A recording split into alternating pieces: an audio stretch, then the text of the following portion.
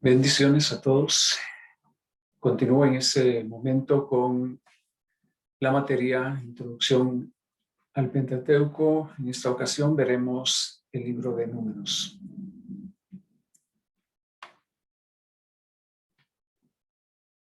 Introducción a Números. Estaremos viendo un video informativo, como lo hemos visto de los otros números.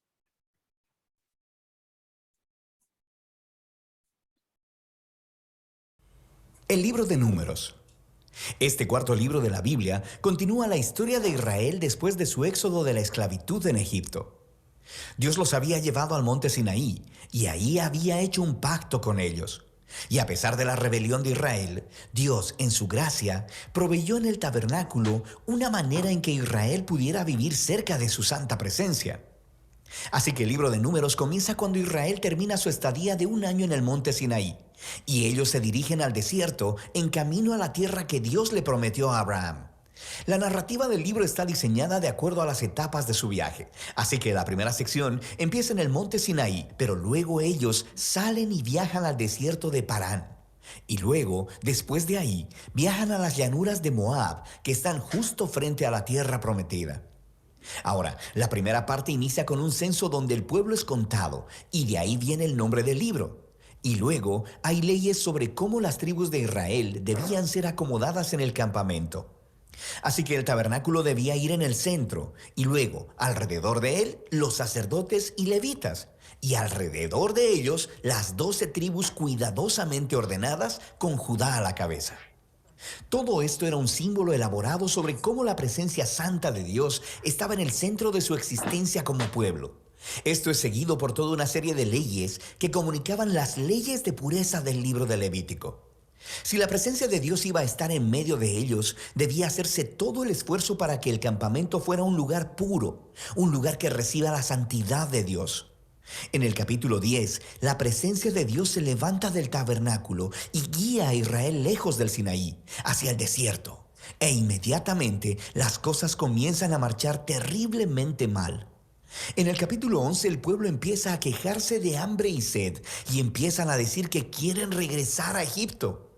Luego, en el capítulo 12, incluso el hermano y la hermana de Moisés empiezan a oponerse y a hablar mal de él delante de todo el pueblo.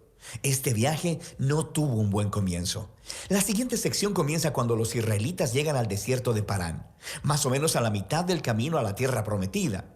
Y Dios le dice a Moisés que envía a los 12 espías, uno por cada tribu, para que puedan reconocer la tierra prometida. Y cuando todos los espías regresan, 10 de ellos dicen que no hay posibilidad de que Israel pueda sobrevivir allí, porque los cananeos los destruirán. Pero hay 2 espías, Caleb y Josué, que dicen que Dios puede salvarlos. Pero los 10 provocan al pueblo a una ira temerosa y empiezan a planear un motín. Van a nombrar un nuevo líder y regresar a Egipto. Así que Dios está comprensiblemente molesto y Moisés intercede en favor del pueblo. Él le pide a Dios que sea fiel a sus promesas a Abraham. Así que Dios lo hace, pero no a expensas de su justicia. Él le da a estos israelitas lo que ellos desean, no entrar a la tierra. Y Dios sentencia a esa generación a vagar en el desierto durante 40 años hasta que mueran. Solo sus hijos entrarán a la tierra prometida. Ahora, tú pensarías que esta severa consecuencia los haría despertar, pero las cosas se ponen peor. En la siguiente historia aparece todo un grupo de levitas que empezaron una rebelión y retan el liderazgo de Moisés y de Aarón, diciendo que han ido demasiado lejos. De manera que Dios lidia severamente con estos levitas y renueva su compromiso con Moisés y Aarón como los líderes de Israel. Ahora, mientras dejan la región de Parán y vuelven a viajar, las cosas se empeoran de nuevo. Los israelitas empiezan a quejarse otra vez sobre su sed y le preguntan a Moisés, ¿por qué los sacó de Egipto? Así que Dios le dice a Moisés que le hable a una roca para sacar agua para todo el pueblo. Pero Moisés no hace eso, sino que excede los límites. Golpea la roca 2 veces y luego dice, rebeldes, ¿tenemos nosotros que sacarles agua de esta roca? Así que Moisés deshonra a Dios al ponerse en el lugar de Dios como el que provee agua. De manera que Moisés hace que caiga sobre sí mismo el mismo destino que el de la generación en el desierto. Él también morirá en el desierto y no podrá entrar en la tierra prometida. Después de esto, los israelitas se rebelan una vez más, y Dios trae un juicio muy extraño sobre ellos. Serpientes venenosas vienen y muerden al pueblo. Así que Moisés intercede una vez más a favor del pueblo. Y Dios le dice a Moisés que haga una serpiente de bronce y la levante en una asta. Y todo el que vea a esta serpiente sería sanado de la mordida venenosa. Es un símbolo muy extraño, pero habla del reto que representa para Dios el permanecer fiel a su pacto. Él está en lo correcto al traer justicia sobre el pecado y la maldad de Israel. Pero incluso la justicia de Dios se transforma en una fuente de vida para aquellos que miran a Dios para ser sanados. A partir de aquí, el pueblo se dirige a las llanuras de Moab. La primera parte principal de esta sección se enfoca en la extraña figura de Balaam. El rey de Moab está asustado por este enorme grupo de gente viajando a través de su territorio. Así que contrata a un hechicero pagano, Balaam, para maldecir a Israel. Y en 3 ocasiones distintas, Balaam descubre que no puede maldecirlos. Él solo puede hablar bendición sobre Israel. Recuerda la promesa de Dios a Abraham en Génesis 12. Así que no solo Balaam no puede maldecir a Israel, sino que Dios le da una visión sobre un futuro rey israelita que un día traerá la justicia de Dios a todas las naciones. Esta visión recuerda la promesa de Jacob a Judá en Génesis capítulo 49. Ahora, vale la pena detenernos a reflexionar en el flujo del libro hasta ahora. Las historias de rebelión en el desierto se amontonan una sobre otra, poniéndose cada vez peor. Y aunque Dios trae actos parciales de juicio sobre Israel, también continúa mostrándoles misericordia, proveyendo comida y agua en el camino. Y la historia de Balaam muestra la gracia de Dios de manera resplandeciente, porque ahí está Israel, en el campamento, murmurando y rebelándose. Pero en lo alto de las montañas, sin que ellos lo sepan, Dios los está protegiendo y hasta bendiciendo. Y es este contraste entre la rebelión de Israel en el desierto y la fidelidad de Dios lo que hizo a estas historias tan importantes para las postreras generaciones de Israel. Y las historias del desierto son recontadas una y otra vez por los profetas y los poetas bíblicos, e incluso por los apóstoles en el Nuevo Testamento. Y estas historias siempre sirven como advertencia, que aunque Dios permanecerá fiel a sus promesas del pacto, Él también permitirá que su pueblo sea parte de Él en rebelión y que enfrente las consecuencias. Después de esto, el resto del libro se enfoca en los hijos de la generación que pereció en el desierto y ellos empiezan a prepararse para heredar la tierra prometida. Ellos hacen otro censo de la nueva generación y luego ganan muchas batallas a los pueblos de alrededor. Y luego, algunas de las tribus empiezan a asentarse en la tierra prometida. Así que el libro termina con la nueva generación lista para entrar en la tierra prometida. Y Moisés está a punto de darles sus últimas palabras de sabiduría y advertencia. Pero por ahora, de eso trata el libro de Números. Bueno, espero que les haya ayudado este video informativo. Continuamos con la materia de introducción a números. Hablando del título, el título del libro proviene del censo o empadronamiento con el cual comienza y termina según la traducción de la Septuaginta, o sea, el censo que se hace al pueblo y está pues registrado en este libro, y esto le da origen a este título de números. El género de números inicia con la idea consecutiva, indicando continuidad con la historia relatada en Levíticos. Como hemos visto con los otros libros, la continuidad Pentateuco, cada libro es la continuidad del otro. Igual que todo el Pentateuco, números es generalmente historia didáctica, o sea, preparada para la instrucción de los levitas y del pueblo. Al mismo tiempo, contiene una gran variedad de géneros, como los que veremos. Contiene narrativa, capítulo 4, verso 1 al 3, bendición, capítulo 6, 24 al 26, archivo del templo, capítulo 7, verso 10 al 88, oración, capítulo 12, verso 13, ley religiosa, capítulo 15, verso 7 al 21, decisión judicial, capítulo 15, 32 al 36, carta diplomática, capítulo 21, 14 al 19, poesía, capítulo 21, 17 y 18, canción de Victoria, capítulo 21, verso 27 al 28, burla, capítulo 22, 22 al 35, profecía, capítulo 24, 33 al 9, y censo, capítulo 26, 1 al 51, ley civil, capítulo 27, 1, 1, y itinerario, capítulo 33, verso 1 al 49. El autor de Números, hemos considerado la cuestión del autor de Pentateuco en general, o sea, que se le atribuye a Moisés, como también a los otros libros de Pentateuco.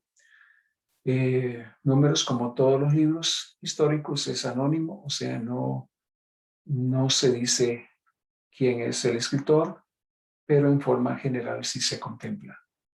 Menciona una vez la actividad de Moisés de escribir, capítulo 33, verso 1 y 2. También se dice muchas veces que Dios habló con Moisés, por ejemplo, capítulo 1, 1, capítulo 2, 1, 1, capítulo 4, verso 1. Ahí se menciona que Dios habla con Moisés varias veces. Entonces, en esto se basa que Moisés es el escritor de Números. Algunos consideran que las referencias a Moisés en tercera persona lo excluyen como autor, pero era una costumbre antigua, esto de usar o considerar a Moisés una tercera persona, era una costumbre, así que no es una prueba para decir que Moisés no es el escritor.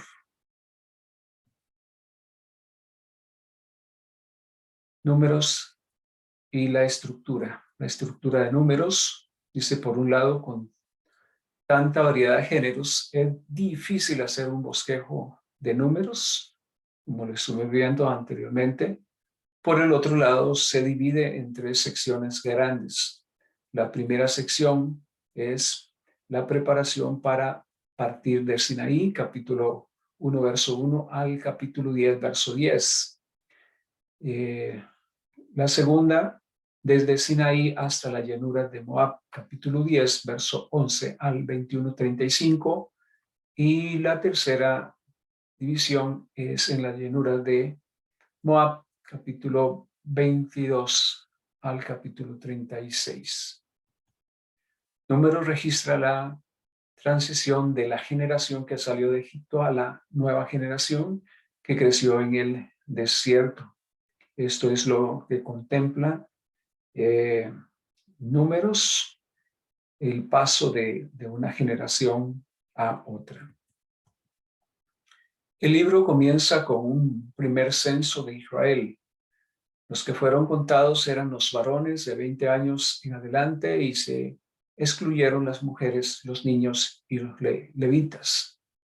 En total se contabilizaron 603.550. El propósito era seguramente conocer y determinar la capacidad militar para las guerras que les esperaban y para las que aún no estaban preparados. Pero como vimos en la enseñanza anterior, es posible que salieran unos 2 millones de personas. Números y su estructura. El fin de lo viejo es lo que se contempla ahí en Números. La primera generación del pueblo de Dios salió de Egipto marchando en el desierto, capítulo 1 al 25. También se ve la preparación e inauguración de la marcha del pueblo santo de Israel, capítulo 1 al 10, y el ciclo de redención, muerte y redención del pueblo santo de Israel con elementos de esperanza, pero finalmente fracaso y muerte. Capítulo 11 al 25. Esto es lo que se contempla en Números. La organización de Israel. Es maravilloso ver esta organización en el pueblo, en esta travesía del desierto. Esto nos da a entender que Dios es un Dios de orden.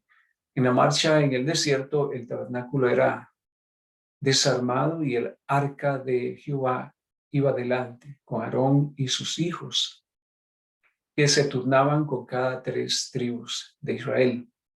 Cuando acampaban, ponían el tabernáculo en el centro, con los levitas alrededor de él junto a Aarón y sus hijos. Los levitas tenían el deber de cuidar y transportar el tabernáculo, y la disposición del viaje quedaba así.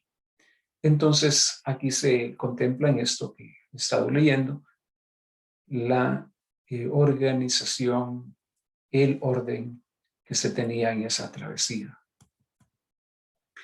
Y podemos verlo acá en una forma más detallada, la organización de Israel, cómo emprendían ellos el viaje, como vemos ahí en el dibujo, el arca iba adelante, delante del arca también iba la nube de día y la columna de fuego de noche, dirigiéndonos.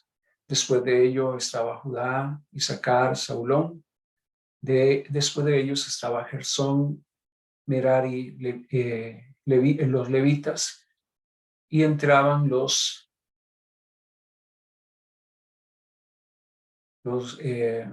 guerreros llevando la estructura del tabernáculo y las cortinas. Después de estas 3 tribus, de continuo estaba la tribu de Rubén, Simeón y Gad. A ellos les seguía Gad. Levitas, ellos estaban cargando lo que son los muebles del tabernáculo. Después de ellos estaba la tribu de Efraín, Manasés, Benjamín, Dan, Aser y Nectalí. Moisés, Aarón y sus hijos acompañaban el arca conforme eran guiados por la nube delante. Ellos marchaban por campamentos y tribus, no lado a lado, sino en fila, no en paso de marcha, sino despacio, y cada familia con sus miembros y su ganado. Entonces aquí contemplamos el orden que se llevaba a cabo en la travesía del pueblo de Israel en el desierto. El campamento siempre se establecía con el tabernáculo dando hacia el este. El arreglo del campamento enfatizaba la centralidad de la adoración y la presencia del Señor en una sociedad teocrática. Su orden de marcha también destaca esto. Al ubicar el tabernáculo y los levitas en el centro, precedidos por los campamentos de Judá y Rubén. Ese es lo que se contempla en este orden, la centralidad de la adoración a Dios. Se destaca que Dios es el centro y que la adoración debe ser el centro en este pueblo de Israel. Aquí podemos verlo en una forma más clara, la organización de Israel y el orden en que iban las tribus, acampaban las tribus, y la cantidad de miembros que tenía cada tribu. Y se contempla también la centralidad del tabernáculo, que, como dijimos, habla de la centralidad de la adoración en el pueblo de Israel. Aquí puedes ver en este dibujo cómo se organizaban ellos, cómo acampaban ellos. El libro abarca la peregrinación de Israel en el desierto hasta la llegada a orillas del río Jordán. Este es el contenido del libro de Números, siendo el eslabón de la salida de Egipto hasta la entrada de Canaán. Podemos decir que Números es lo que une la salida de Egipto a la entrada de Canaán.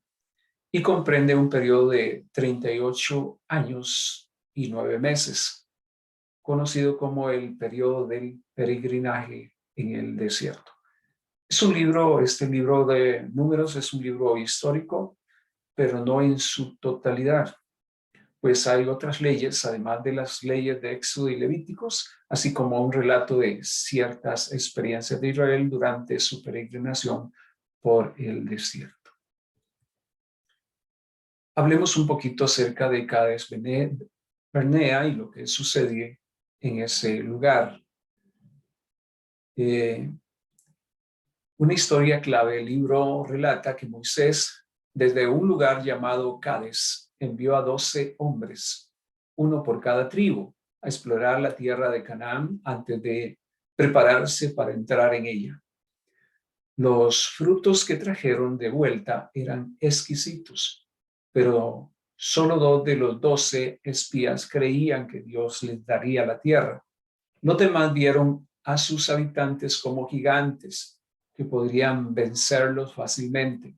La mayoría del pueblo se puso del lado de los 10, rehusando creer en Dios y en su promesa. Entonces, esto es lo que acontece en Cades Barnea. Como lo leímos, Moisés escoge los 12 espías, uno por cada tribu, los envía a la tierra de Canaán a reconocerla. Al regreso, Caleb y Josué traen buenos frutos y hablan de que es una tierra muy buena y que pueden conquistar esa tierra, más los otros 10 son incrédulos, mencionan que hay gigantes, que es imposible conquistar esa tierra, provocan al pueblo a ira y por esto se desata también el juicio de Dios sobre ellos.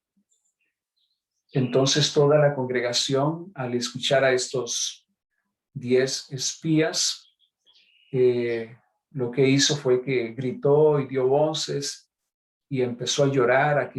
Dice que lloró toda la noche. Imagínense, pero no lloraban de arrepentimiento, sino de rebeldía por lo que habían escuchado.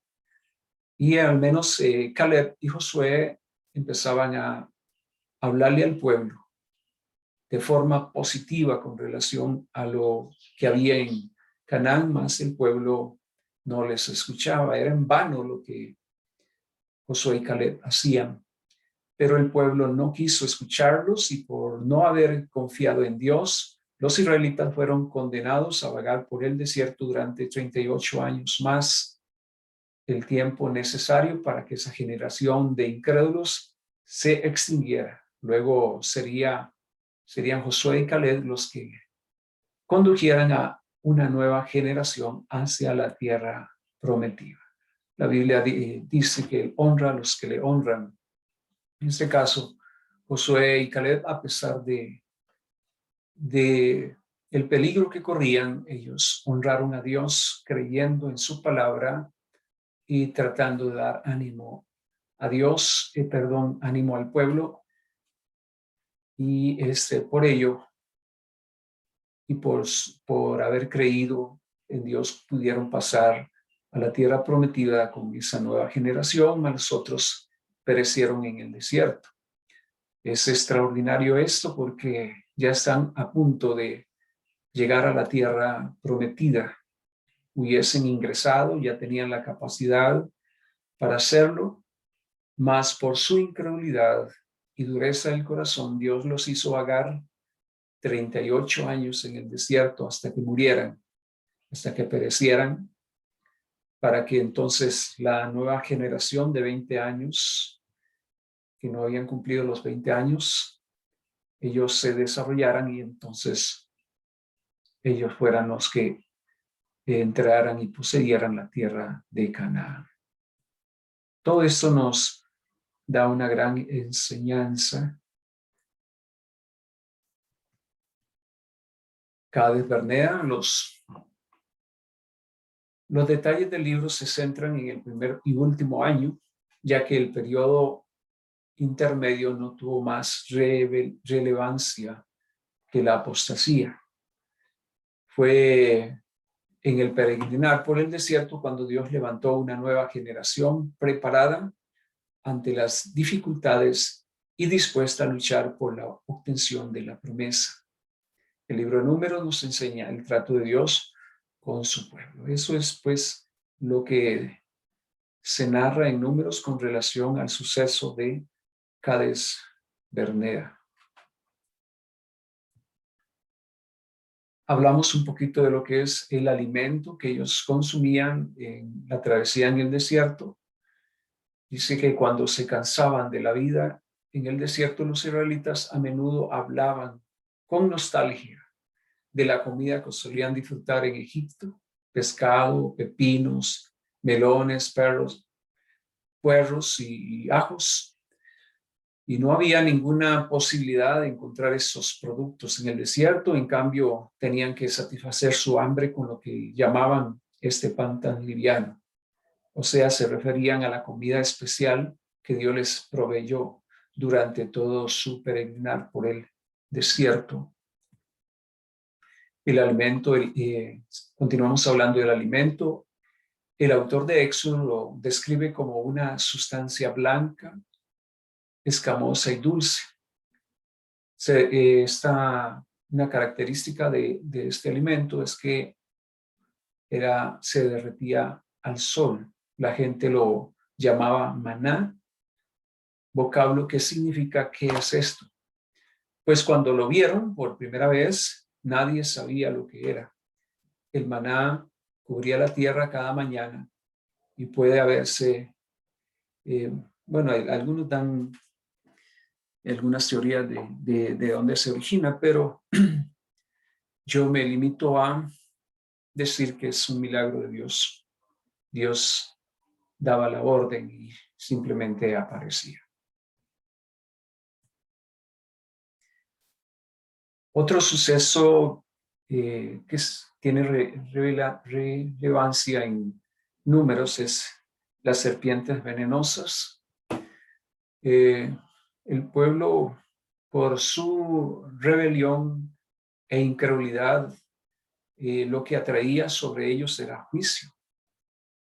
Y entonces cuando ya venía el juicio, como en este caso de que Dios hace aparecer las serpientes para que los muerdan, entonces el pueblo se llena de remordimiento. El pueblo se acerca a Moisés y le pide que interceda ante Dios para que aleje las serpientes. Dios le dijo a Moisés que hiciera una serpiente de bronce o de cobre y la pusiera en lo alto de un asta, y cualquiera que hubiera sido mordido y mirara a la serpiente de bronce sanaría. Se trata de otra simple ayuda visual para enseñar fidelidad a Dios. Esto que permite Dios o le pide Dios a Moisés que haga esta serpiente de bronce. O sea, para que el pueblo visualizara la serpiente con fe, creyendo en la palabra de Dios, y esto hiciera que surgiera lo que es la sanidad. Debemos entender que en sí la serpiente no tiene ningún poder. El poder consiste en la obediencia y en la fidelidad a la palabra de Dios. Esto es lo que los hace ser sanos. Números habla bastante de las experiencias del pueblo en el desierto y de las lecciones que Dios trató de inculcarles bajo la guía de Moisés. Hay tantas lecciones, tanto trato de Dios ahí con el pueblo. y se ve pues todo lo que Dios quiso enseñarles. En cierta ocasión los israelitas habían vuelto a protestar como tantas veces contra Moisés y contra el mismo Dios, y en respuesta Dios permite que una plaga de serpientes venenosas los asediaran. ¿Qué es lo que sucede en este caso? ¿Qué es lo que hace que el pueblo entonces sienta el remordimiento, se arrepienta, pida que Moisés interceda? Moisés recibe esta respuesta, estas indicaciones de Dios para que el pueblo, al ver la serpiente de bronce, reciban sanidad. El nacimiento de lo nuevo, podemos ver ahí, se nota en Números, la segunda generación del pueblo de Dios preparado para entrar en la tierra prometida. Capítulo 26 al 36. Preparación y organización del nuevo pueblo santo de Dios para entrar en la tierra prometida. Capítulo 26 al 36. Una pregunta que se puede hacer ahí. Después de que todo lo que han pasado en el desierto, o sea, momentos de rebelión, momentos de juicio, de disciplina, ¿será que ellos serán fieles para entrar en la tierra prometida, esta segunda generación? ¿O se rebelará y fracasará como la primera generación? Podemos ver que, siguiendo la historia, como ustedes cuando vean lo que son libros históricos, entonces notarán que siempre pues el pueblo de Israel en muchas ocasiones siguió rebelándose contra Dios y por ende trayendo los juicios. Y Dios tuvo que intervenir por su gracia y su misericordia y su redención, perdonándolos y volviéndolos a restaurar. El mensaje que se contiene en Números, el mensaje de los primeros 25 capítulos es pecado y juicio. Lo que se contempla ahí. En primer lugar, el pueblo murmura en el 11. Y los líderes desafían a Moisés, capítulo 12, capítulo 16 al 17.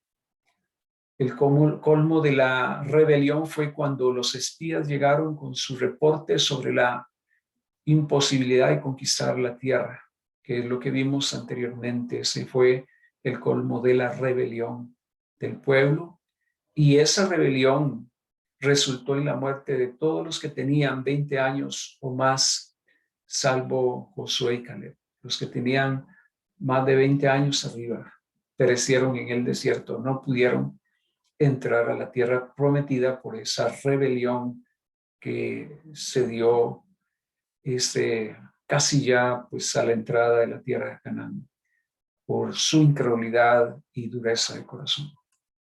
Al mismo tiempo, la fidelidad de Dios es manifestada en todo el libro porque no abandonó a su pueblo.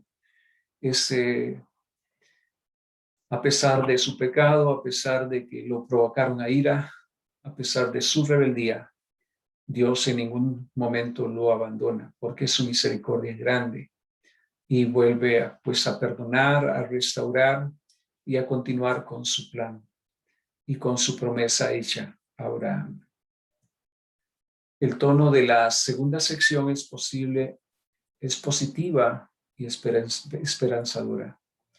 Pablo utiliza esta historia para advertir y animar a los cristianos de todos los tiempos a seguir adelante, a que no seamos rebeldes como ellos, a que no seamos incrédulos como ellos, a que no seamos murmuradores como ellos, sino que seamos obedientes a Dios y permanezcamos firmes, porque pues el final o ahí en este capítulo 10 por ahí del verso 12, nos dice que el que mira que está firme, que no caiga. Nos motiva a permanecer y a estar firmes. Cada vez que la nube de la presencia de Dios y el arca de la alianza se detenían, los israelitas armaban sus tiendas. Esto es el procedimiento. Y cuando esto sucedía, pues la oración de Moisés repetía, él pues repetía algunas oraciones. La oración que Moisés repetía era la siguiente: descansa Jehová entre los millares de Israel. Números capítulo 10, verso 36. Y cuando la nube y el arca se ponían nuevamente en movimiento, también él oraba. Números 10:35.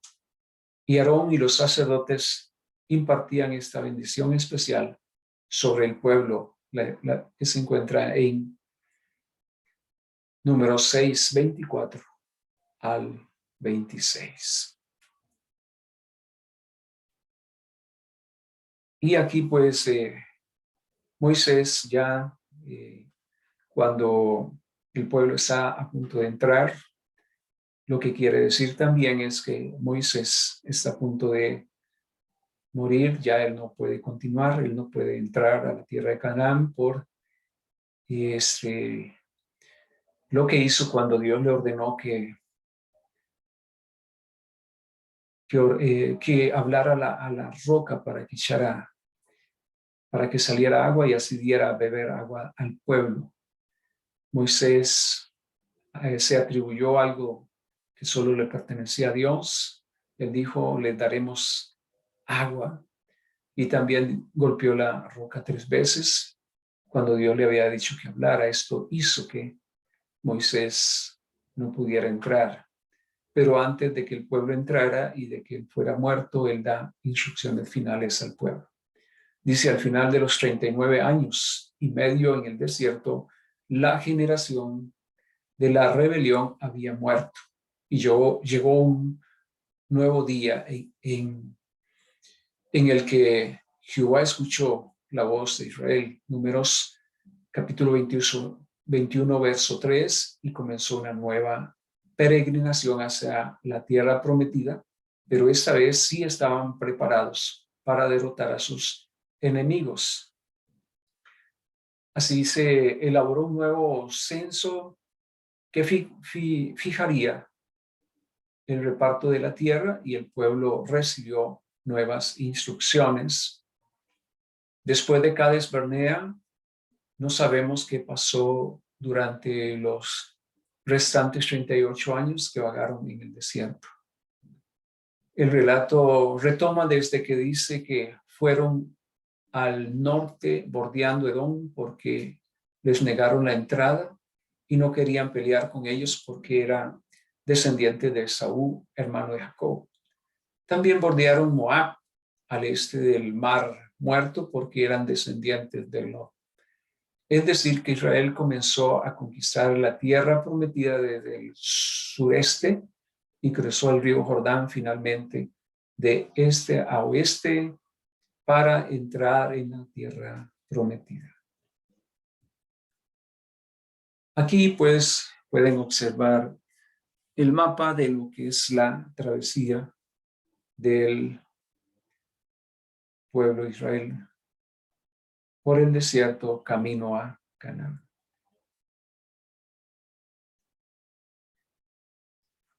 Encontramos también algunos tipos de Cristo en el libro de Números. En primer lugar, el dinero de la redención era un tipo de Cristo. 5 ciclos que se menciona en el capítulo 3, verso 40 al 51. Ahí se da por la escasez de levitas para reemplazar a los primogénitos de Israel. Exigía una compensación de 5 ciclos por familia. El tipo es que Cristo pagó el todo de la redención y el servicio en la cruz. La segunda, las cenizas de la vaca alazana, verso 9, símbolo de limpieza del pecado accidental, como tipo de representante de la muerte de Cristo por esos pecados no planeados, esos pecados accidentales. Entonces se hacía este sacrificio de la vaca alazana y las cenizas, y esto pues simbolizaba la muerte de Cristo. O sea, Cristo paga el pecado de todos. Después la tercera y la serpiente de bronce, capítulo 21, verso 9. El pecador miraba al instrumento del juicio de Dios. Así también los pecadores de hoy se salvan mirando la cruz de Cristo y aceptando la obra que Él hizo.